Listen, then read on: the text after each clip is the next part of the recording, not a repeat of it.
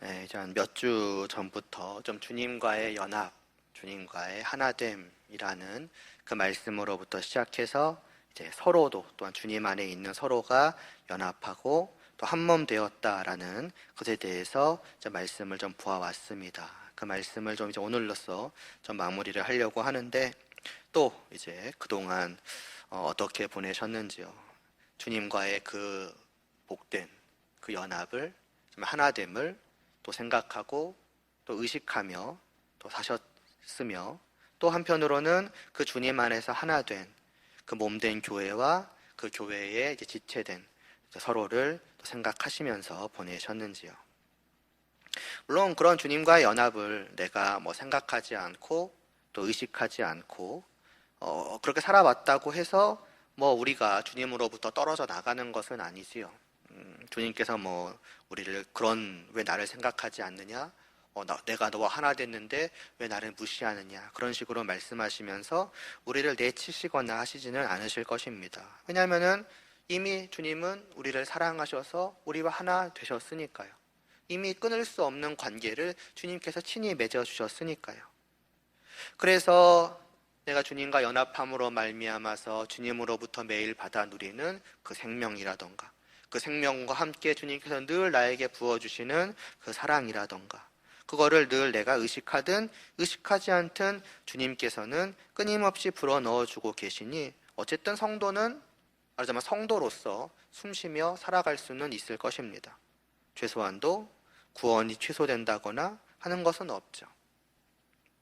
그러나 그러한 삶 속에서 그렇다고 우리가 주님과의 그 하나됨에 그 복됨을 매일같이 놓치며 살아간다면 과연 그것은 어떤 삶으로서 어떤 삶이라고 할 수 있겠습니까?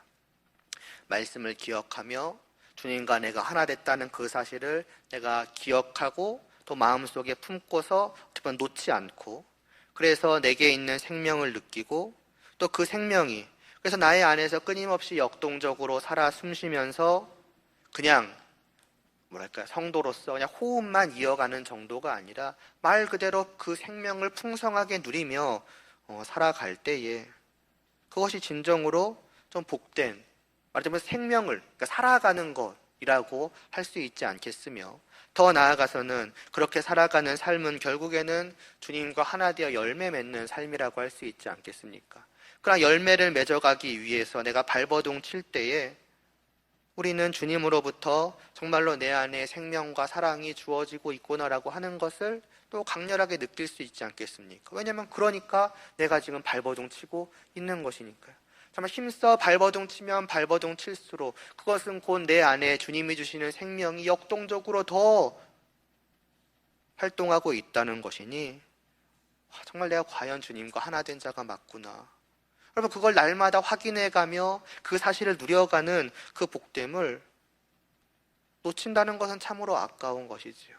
또 포도나무와 가지의 비유를 들자면은 내가 그렇게 주님과 연합된 가지로서 열매를 맺기 위해 발버둥 쳐 간다는 것은 결국 지금 내가 어디 있는가 하는 것을 나로 하여금 분명하게 상기시켜 줍니다. 주님의 그 정원 안에 곧 하나님 그 농장의 주인 되신 하나님 앞에 지금 내가 있다는 것을 의미하는 것이니 그러나 그 모든 것을 다 놓쳐버리면서 살아가는 것은 반복해서 말씀드리지만 안타까운 일이라는 것이지요.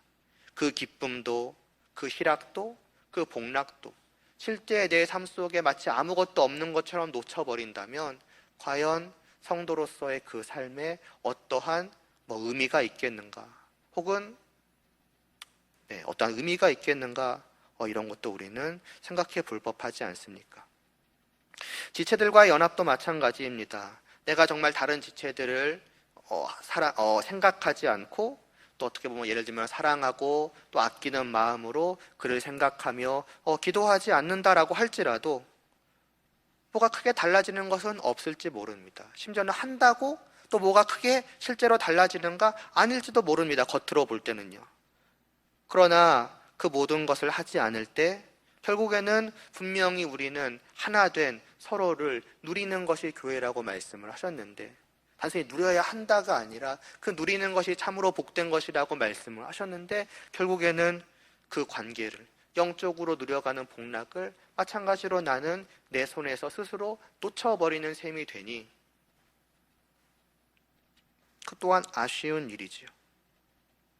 주님과 내가 연결돼서 하나 됐다라는 것을 느끼는 것, 누리는 것이 복된 것처럼 주님 안에서 서로 연결된 우리가 하나라고 하는 놀라운 관계를 맺었고 그 관계 속에서 우리는 서로를 사랑하며 서로의 사랑을 받으며 하는 그 관계를 또한 마찬가지로 누리지 못하는 것, 그거 너무나 안타까운 일 아니겠습니까? 좀 쉽게 정말 내가 지금 저들을 사랑하면 사랑할수록 마찬가지로 저들도 분명히 나를 생각하며 나를 사랑하며 나를 위해서 기도하고 있겠구나라는 것은 충분히 생각할 수 있습니다. 왜냐하면 나만 성도가 아니라 저들 역시도 나와 같은 성도이니 그들도 나와 함께 이러한 마음으로 주님 안에서 서로 사랑하며 살아가고 있겠구나. 정말 주님 안에서 나는 하나가 아니요, 나는 혼자가 아니요, 나와 하나 된 서로 간의 사랑을 받으며 살아가는 사람이구나. 이 얼마나 좋은가, 이 얼마나 복된가, 이런 것들을 말 그대로 느끼고 누리며 살아갈 수 있는데 놓쳐버리면 어떻습니까?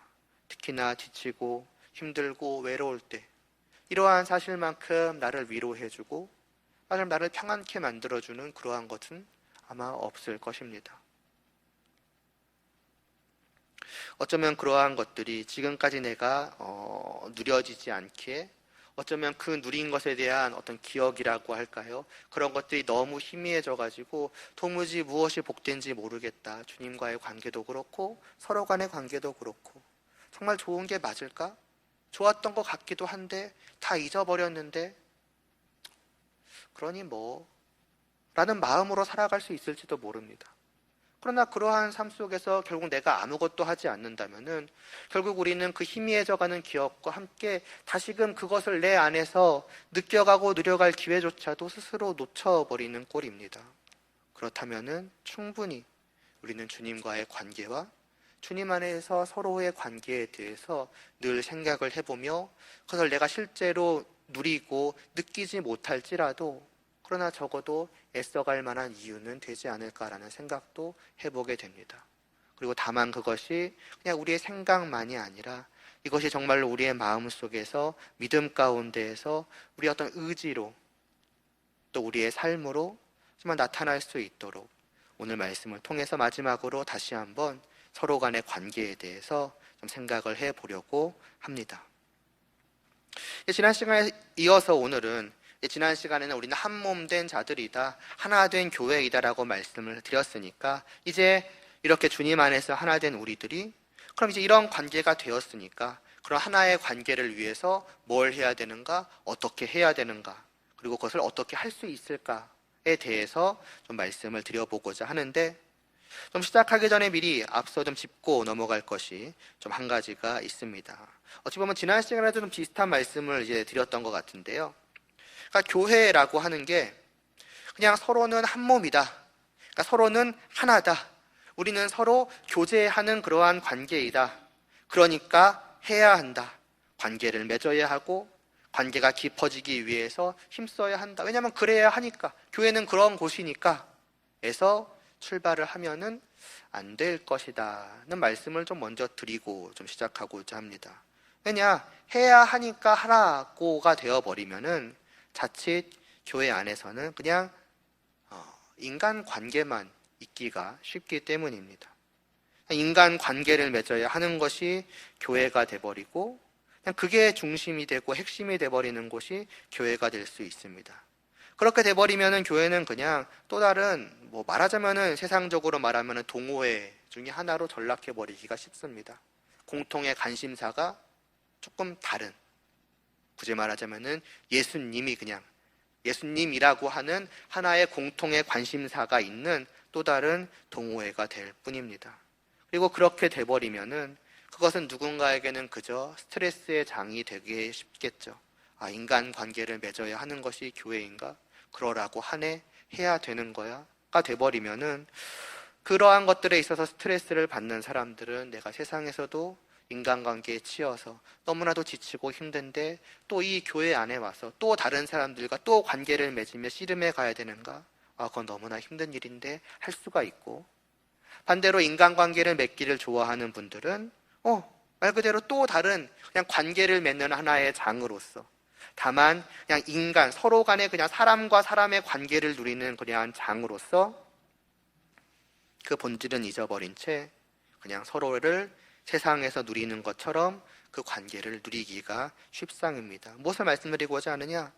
결국 그렇게 되면은 주님을 못 누릴 수 있다는 것이죠.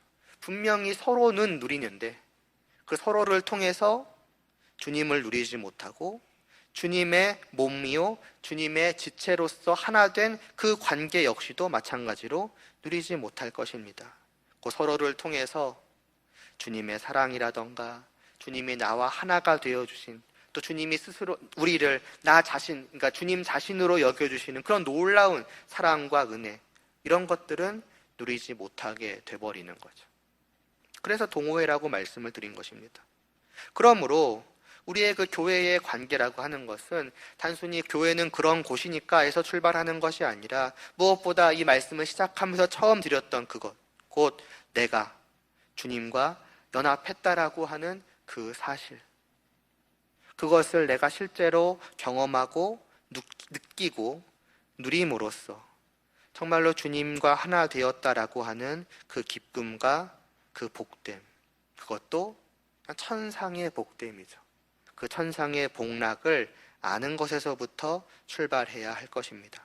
최소한도 그러하다는 것을 머리로 이해하는 데서, 그래야 이 관계에 소극적이고 부정적인 사람도 이게 그러한 관계 정도가 아니구나, 이거는 주님과 하나됨을 누리는, 천상의 복락을 누리는, 서로를 통해서 다만 인간을 누리는 것이 아니라 주님을 누리는 그러한 관계이구나, 그렇다면 내가 인간관계에 치이고 힘들고 소극적이고 부정적일지라도 해봐야 할 만한 가치가 있지 않겠는가라고 힘써 갈 수 있는 것이고, 또 반대로 그러한 인간 관계에 적극적이고 긍정적인 사람도 그냥 사람을 누리기 위해서 힘써가는 것이 아니라 이 관계에서 내가 누려야 할 것은 무엇보다 주님이시구나, 주님을 누리는 것이구나, 다만 사람 그 이상의 복락이 우리의 관계 속에서 누려지는 것이니 내가 이것을 누리기 위해서 힘써가야겠다라는 올바른 목적지를 향해서 나아갈 수가 있을 것이라고 생각이 됩니다.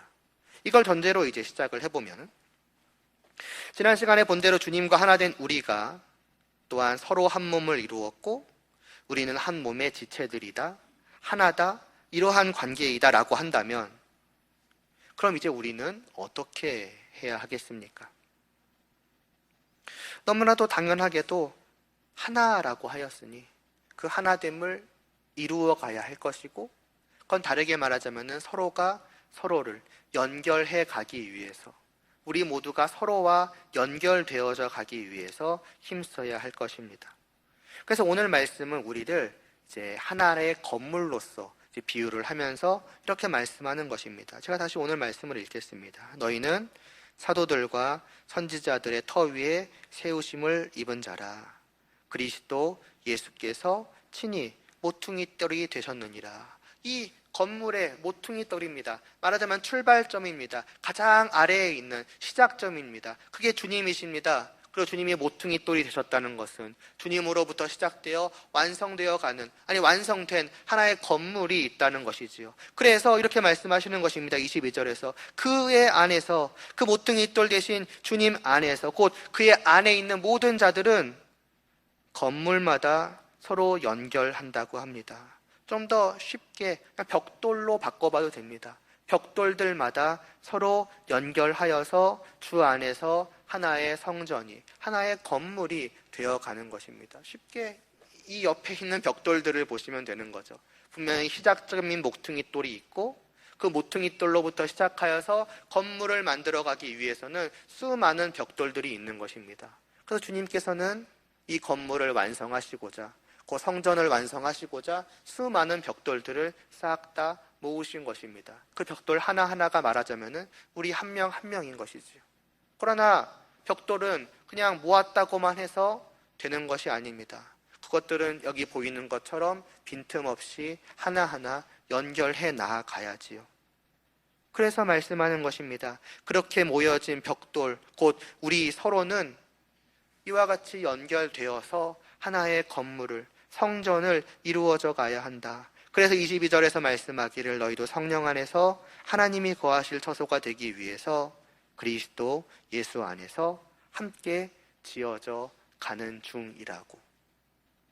이미 지어져 가고 있고 그 안에 우리가 있으며 그는 계속해서 지어져 가야 된다는 것입니다. 그러기 위해서는 이렇게 연결되어져 가야 되는 거죠.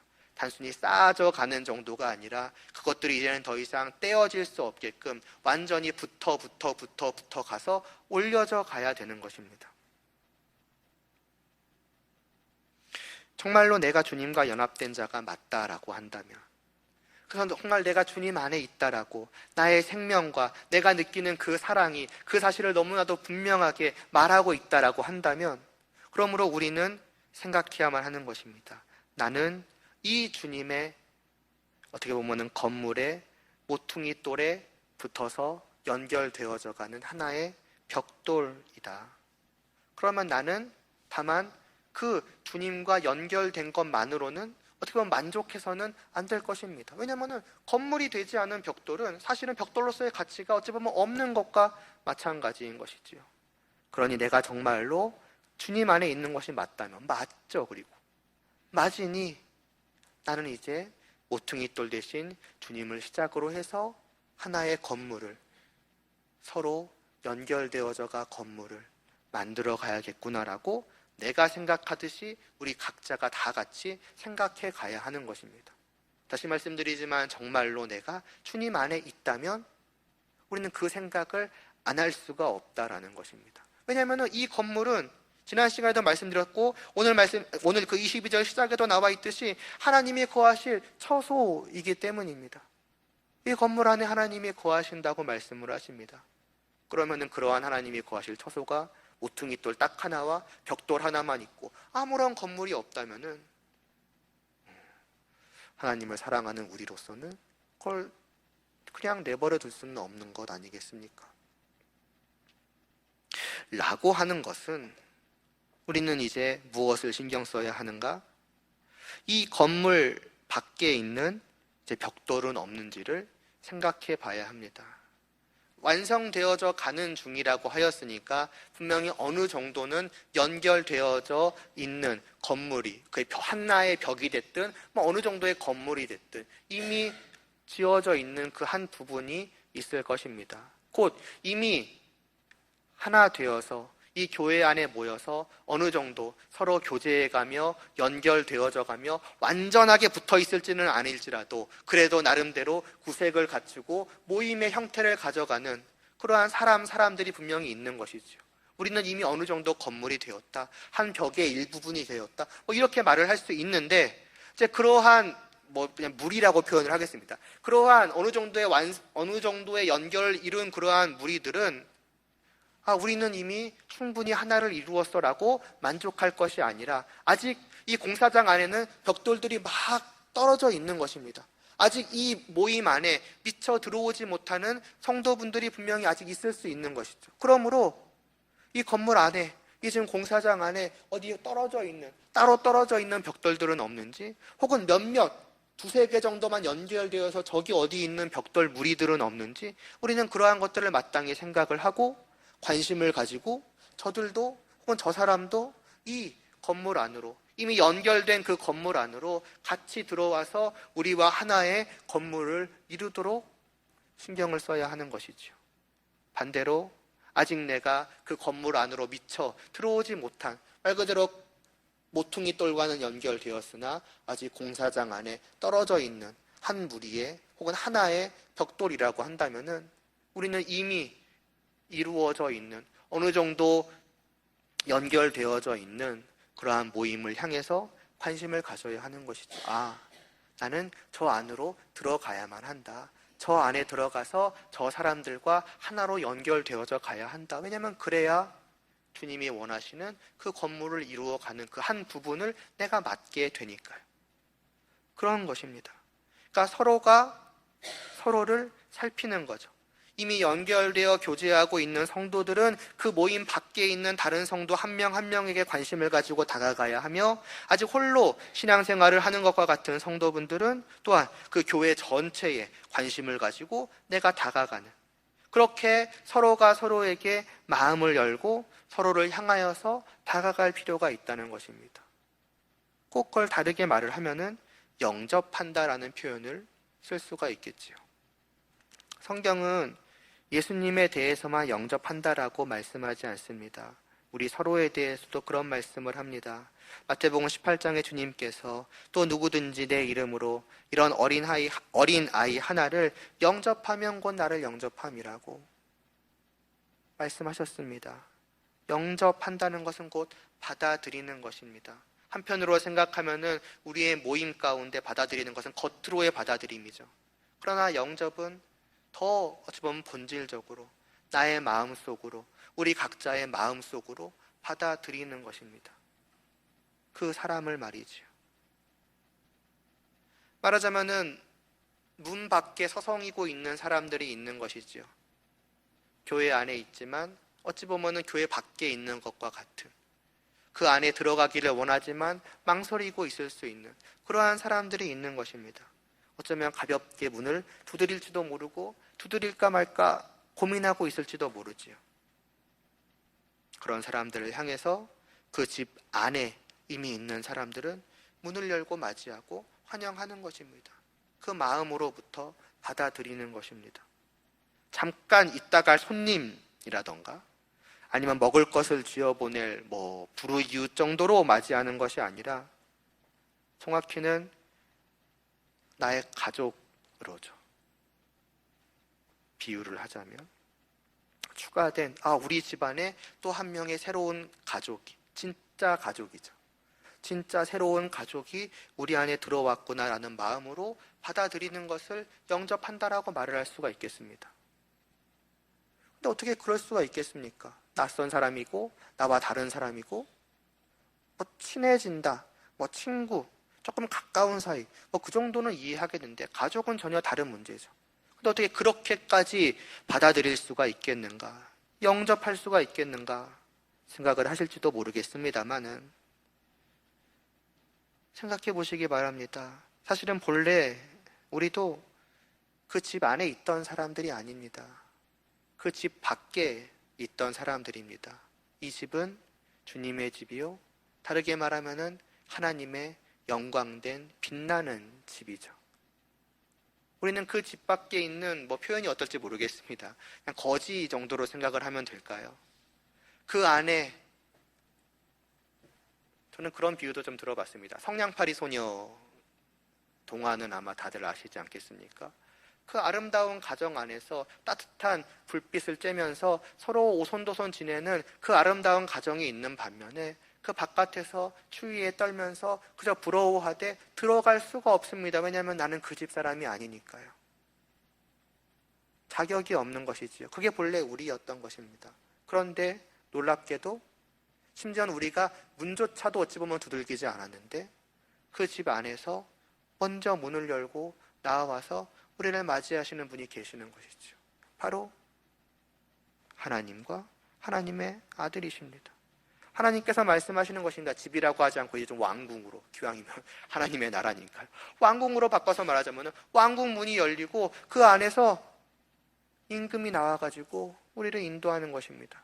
그리고 너는 이제부터 나의 양자라고, 나의 아들이요, 나의 딸이라고. 그러니 이 집 안에서, 이 왕궁 안에서 이제는 마음껏 지내라고 해서 들어오게 되어서 이 집안 사람, 이 왕궁 사람이 된 것이 바로 나인 것이죠. 우리는 그 안에서 나의 아버지를 마음껏 누리게 되었습니다. 그리고 그 하나님의 독생자께서는, 유일하신 친아들께서는 다만 나와 몇 명만을 부르시는 것이 아니라 끊임없이 그 문을 활짝 여시고 이 안으로 불러들이시는 것입니다. 양자들이 늘어나는 것이지요. 곧 새 가족들이 계속 들어오는 것입니다. 어떻게 돼야겠냐는 것이지요. 같은 은혜를 받은, 같은 양자된, 그러니까 같은 진짜 가족일 수가 있는 것입니다. 그가 어떻다는 것은 중요한 것이 아닙니다. 본래는 우리 모두 똑같은 신세였다가 이제는 그저 하나님의 은혜로 다 같이 들어온 사람들이라는 것입니다. 그 가운데는 먼저 가족되어서 이 집안에서 마음껏 누리고 있는 우리들이 있는가 하면은 이제 그 뒤를 이어서 들어온 새 가족된 사람들이 있는 것이죠. 이제 한 집안에 들어왔습니다. 이미 이쪽에서는 새 가족들이 하하호호 웃으면서 지내고 있죠. 낯선 집입니다. 복된 집이지만은 아직은 낯선 집입니다. 또 낯선 어찌 보면은 무리입니다. 어떻게 해야 되겠습니까? 먼저 양자되어 이 기쁨을 누리고 있는 사람들은 당연히 다가가서 두려워할 거 없다? 걱정할 거 없다? 어색해할 거 없다? 내가 너의 형이고 오빠고 집으로 소개를 하자면 누나고 뭐다? 우리 같은 형제야. 마음껏 이 안에 들어와서 우리와 함께 아버지를 누리자. 우리는 한 가족이야 라고 다가가는 것이고, 또 한편으로는 그도 어색할지라도 다가가서 한 가족으로서 자기를 받아주기를 바라며 나아가는, 그것을 한 몸, 한 건물로 바꿔서 생각을 해보면 됩니다.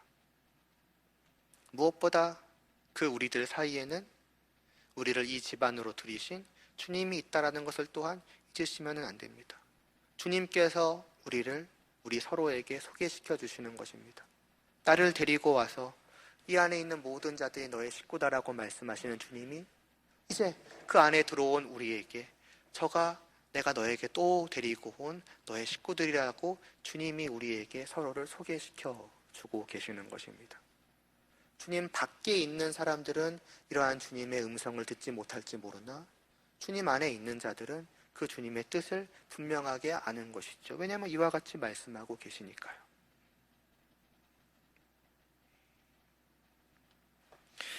말씀드리고자 하는 것은 단순히 받아들인다, 단순히 들어간다 정도가 아니라 어떠한 마음으로 서로를 받아들일 수 있겠는가, 더 나아가서 어떠한 마음으로 서로를 받아들여야 하겠는가, 무엇이 진정으로 서로를 영접한다는 것이겠는가에 대해서 말씀을 드리고자 하는 것입니다.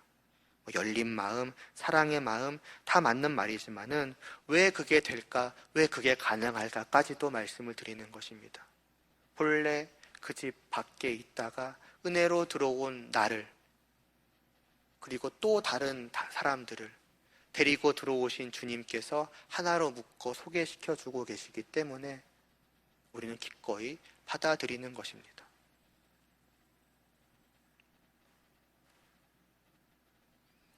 그냥 사람과 사람의 만남이다, 그냥 모임과 사람의 만남이다라고 생각하면은 들어오는 자들을 그냥 영접한다는 것은 쉽지 않습니다. 내가 다가가는 것도 쉽지 않고, 또 영접은 어찌 보면은 한 번 맞이하고 끝이 아닙니다. 이제부터는 영원히 계속해서 같이 살아가는 것입니다. 한 가족이고 한 몸이고 한 건물이니까요.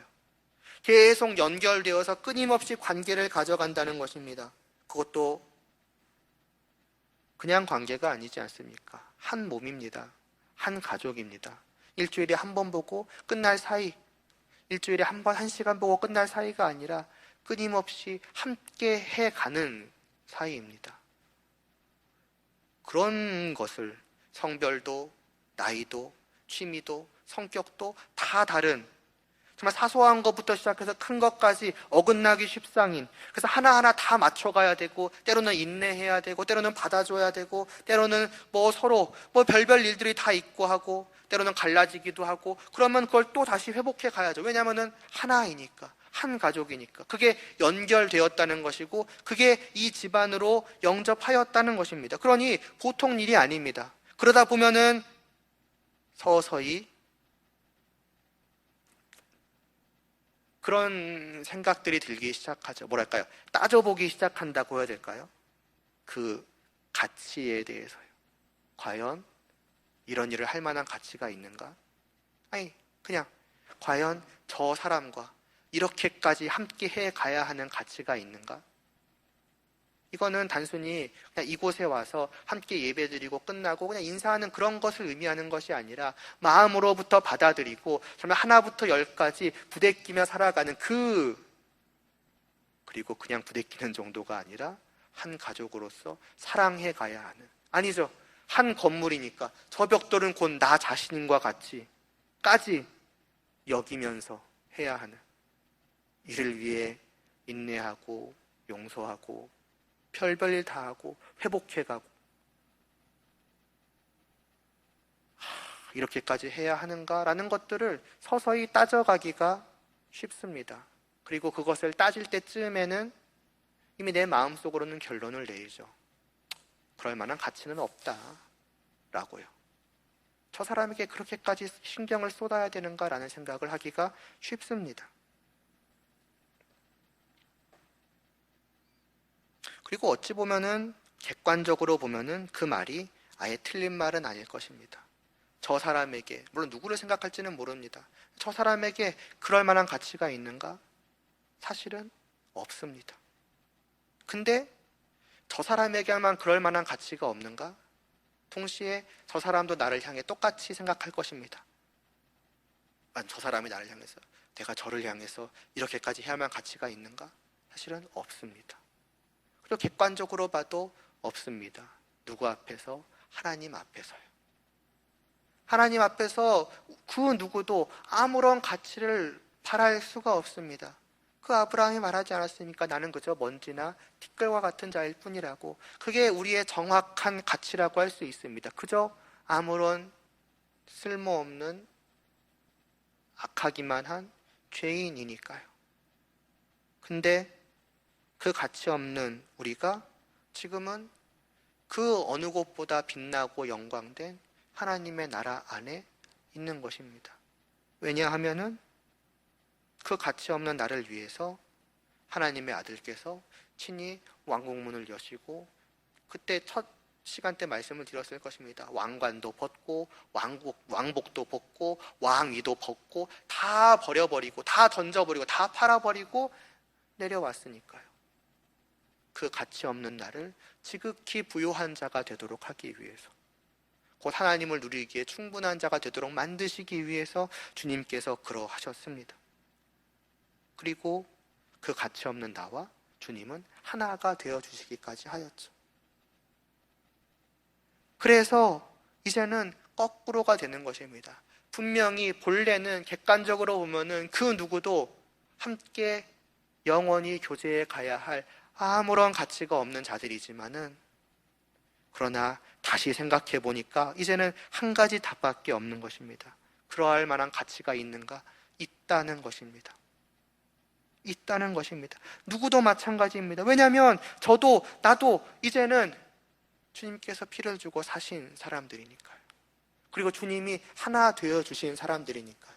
그러면 나의 가치는 하나님의 아들의 그 피에 값어치요, 또 나의 값어치는 나와 하나 되신 그 주님, 그분이 나의 가치가 되시는 것입니다. 하나님은 이제 나를 나로 보지 않으십니다. 주님과 하나 된 자요, 주님 안에 있는 자요, 나의 아들의 모든 영광을 누리는 자라고 하나님은 보시니, 그게 우리 서로 간의 가치라고 하는 것이지요. 그러니까 있다는 것입니다. 포기하지 않을 이유가, 인내해야 될 이유가, 받아줘야 될 이유가, 화해해야 될 이유가, 그 모든 것이 지겹도록 힘들지라도 힘써갈 만한 가치가 저에게, 나에게, 모두에게, 더 나아가서는 이 교회라고 하는 전체의 이 모임에게 있다는 것이죠. 그래서 그 마태복음 18장에서 주님께서는 꽤 무서운, 엄청나게 무서운 말씀을 하시지요. 삼가 이 작은 자 중에 하나도 업신여기지 말라. 너희에게 말하노니 그들의 천사들이 하늘에서 하늘에 계신 내 아버지의 얼굴을 항상 배옵느니라고. 우리의 가치는 나 자신에게 있는 것이 아니라는 거죠. 하나님 아버지와 그 아들 예수 그리스도가 나의 가치가 되어주시는 것입니다. 그래서 말씀하시는 것입니다. 그 작은 자 하나라도 실족시키는 자는 차라리 죽는 게 나을 것이라고 까지도요. 교회 안에서 우리는 세상적인 기준으로 서로의 가치를 판단해 버릴 때가 많습니다. 얼굴이 됐든 지식이 됐든 재력이 됐든 사회적인 지위가 됐든 이걸로 서로의 가치의 크고 작음을 판단하고, 그래서 큰 사람에게는 기꺼이 다가가기를 원하고 그가 어떻게 하든지 간에 기꺼이 참고 받아주고 용서하고, 또 큰 사람은 큰 사람대로 당당하게 모든 것을 할 수 있고, 반대로 작은 사람에게는 우리가 마음대로 대하고 참으려고 하지 않고 받아주려고 하지 않고 용서하지 않고, 그가 떠나가든 말든 나와의 관계가 약해지든 끊어지든 신경도 쓰지 않습니다. 왜냐하면 그만한 가치라고 판단을 해버리니까요. 또 작은 사람은 작은 사람대로 그냥 자기의 가치를 작게 여기고 그 모든 면에 있어서 소극적이 되고 그러기가 십상입니다. 그러나 그것은 성도의 모임도 아니고 하나님의 양자들의 모임도 아니고 주님의 지체들의 모임도 아니고, 그거는 영접도 아니고 용서도 아니고 화해도 아니라는 것이지요. 이건 나를 모르고 저 사람을 모르는 것입니다. 내가 이 집의 양자가 되었고 포도나무의 가지가 되었고 몸의 지체가 되었다는 것 다 모르는 것입니다. 저가 그렇게 되었다는 것도 모르는 것입니다. 그 의미가 어떤 것인지, 그 가치가 어떤 것인지 전혀 모르기 때문에 내 멋대로 크고 작음을 판단하고 내 멋대로 그 가치를 판단하고, 그래서 그에 따라서 내 행동을 정하는 것이죠. 아니, 마음을 정한다고 할까요?